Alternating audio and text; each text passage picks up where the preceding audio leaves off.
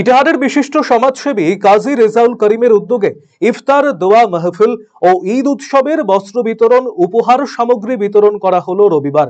এদিন বিকেলে রোজা শেষে ইটাহার থানার কাপাসিয়া অঞ্চলের কামারডাঙ্গা মাঠে সর্বসাধারণের উপস্থিতিতে ইফতার পার্টির আয়োজনে কয়েকশো দুস্থ মানুষের হাতে নতুন পোশাক ও ঈদের সরঞ্জাম তুলে দেওয়া হলো।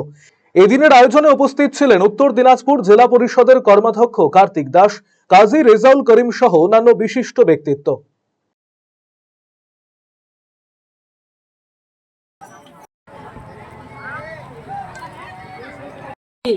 আপনারা জানছেন ভারতবর্ষে একটা অস্থিরতা এবং অপশক্তি, আমরা সমস্ত ধর্মের মানুষ আমরা বসবাস করছি ভারতবর্ষে, সবাই ভাবে থাকতে পারি তার জন্য আল্লাহর কাছে দোয়া করছি। আমরা সবাই